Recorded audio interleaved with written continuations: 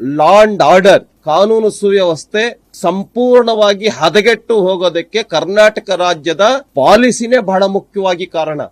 Heart of the Bengaluru, capital of the Karnataka state, ವಿಧಾನಸೌಧದೊಳಗೆ ಪಾಕಿಸ್ತಾನ್ ಜಿಂದಾಬಾದ್ ಅಂತ ಹೇಳಿದ್ರು ಕೂಡ ಏನು ಆಕ್ಷನ್ ತೆಗೆದುಕೊಳ್ಳಲ್ಲ, ಅವ್ರನ್ನ ಅರೆಸ್ಟ್ ಮಾಡಲ್ಲ, ಓಪನ್ ಆಗಿ ಚಾಲೆಂಜ್ ಆಗ್ತಾರೆ, ಅವ್ರಿಗೆ ರಕ್ಷಣೆ ಇದೆ. ಇದ್ರ ವಿರುದ್ಧ ಪ್ರೊಟೆಸ್ಟ್ ಮಾಡಿದಂತವ್ರನ್ನ ಕೊಲೆ ಮಾಡ್ತಾರೆ, ಥ್ರೆಟ್ ಕೊಡ್ತಾರೆ. ಕರ್ನಾಟಕ ರಾಜ್ಯದಲ್ಲಿ ಒಂದ್ ರೀತಿ ಜಂಗಲ್ ರಾಜ್ ನಿರ್ಮಾಣ ಆಗಿದೆ. ಇದಕ್ಕೆ ಸಂಪೂರ್ಣ ಹೊಣೆ ಮುಖ್ಯಮಂತ್ರಿ, ಉಪಮುಖ್ಯಮಂತ್ರಿ, ಗೃಹ ಮಂತ್ರಿಗಳೇ ಹೊಣೆ ಆಗ್ಬೇಕಾಗತ್ತೆ. ರಾಜ್ಯಾದ್ಯಂತ ಇದನ್ನ ನಾವು ಖಂಡಿಸಿ ಹೋರಾಟವನ್ನ ಮಾಡ್ತಾ ಇದ್ದೇವೆ. ಅನೇಕ ಕಡೆಗಳಲ್ಲೂ ಹೋರಾಟ ನಡೆಯುತ್ತೆ, ನಾಳೆನೂ ಮಾಡ್ತಾ ಇದ್ದೇವೆ. ಹಾಗಾಗಿ ಕರ್ನಾಟಕ ಒಂದ್ ರೀತಿ ಏನ್ ಮೊನ್ನೆ ಕಾಶ್ಮೀರದಲ್ಲಿ ಹತ್ಯೆ ಆಯ್ತು 26 ಜನರದು, ಆ ತರದ ಹತ್ಯೆ ಕರ್ನಾಟಕ ರಾಜ್ಯದಲ್ಲಾಗಿದೆ. ಟೆರರಿಸ್ಟ್ಗಳೇ ಮಾಡಿರೋದು. ಅವರು ಕ್ಯಾಮೆರಾಗಳಲ್ಲಿ ನಾವು ನೋಡ್ತಾ ಇದೀವಿ, ಸಿಸಿ ಕ್ಯಾಮೆರಾಗಳಲ್ಲಿ ಮಚ್ಚು ಲಾಂಗ್ ತೆಗೆದುಕೊಂಡು ಬಂದು ಒಬ್ಬನು ಹೊಡಿತಾನೆ, ಹೋಗ್ತಾನೆ, ಮತ್ತೆ ಬರ್ತಾನೆ, ಇನ್ನೊಬ್ನು ಹೊಡಿತಾನೆ.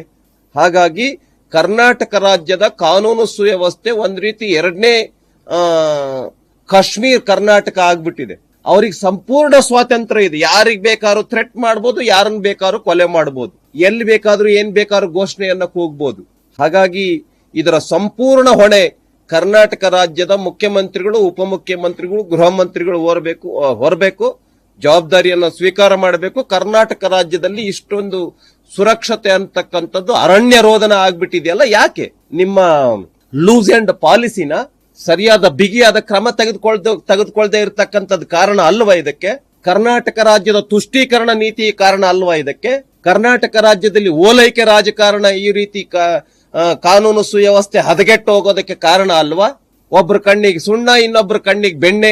ಅವ್ರು ಏನ್ ಬೇಕಾದ್ರೂ ಘೋಷಣೆಗೆ ಹೋಗ್ಬೋದು, ಅವ್ರು ಏನ್ ಬೇಕಾದ್ರೂ ಮಚ್ಚು ಲಾಂಗನ್ನು ಇಟ್ಕೊಂಡು ಏನು ಓಮ್ನಿ ವ್ಯಾನ್ಗಳಲ್ಲಿ, ಆಮೇಲೆ ಸ್ವಿಫ್ಟ್ ಕಾರ್ಗಳಲ್ಲಿ, ಇನೋವಾ ಕಾರ್ಗಳಲ್ಲಿ ಮಚ್ಚು ಲಾಂಗನ್ನ ಇಟ್ಕೊಂಡು ಬೆನ್ನಟ್ಟಿ ಕೊಲ್ಲಬಹುದು. ಇನ್ನೂ ಅರೆಸ್ಟ್ ಮಾಡಿಲ್ಲ ಅವ್ರನ್ನ. ಯಾಕೆ? ಈ ರೀತಿ ಹಿಂದೂ ವಿರೋಧಿ ನೀತಿನೇ ಕರ್ನಾಟಕ ರಾಜ್ಯದಲ್ಲಿ ಈ ರೀತಿ ಕಾನೂನು ಸುವ್ಯವಸ್ಥೆ ಹದಗೆಡೋದಕ್ಕೆ ಕಾರಣ. ಸಂಪೂರ್ಣವಾಗಿ ಕರ್ನಾಟಕ ರಾಜ್ಯದಲ್ಲಿ ಹಿಂದೂ ವಿರೋಧಿ ಸರ್ಕಾರ ಇದೆ, ಓಲೈಕೆ ರಾಜಕಾರಣ ಮಾಡತಕ್ಕಂತ ಸರ್ಕಾರ ಇದೆ, ಮುಸ್ಲಿಂ ತುಷ್ಟೀಕರಣ ಮಾಡತಕ್ಕಂತ ಸರ್ಕಾರ ಇದೆ ಕರ್ನಾಟಕ ರಾಜ್ಯದಲ್ಲಿ.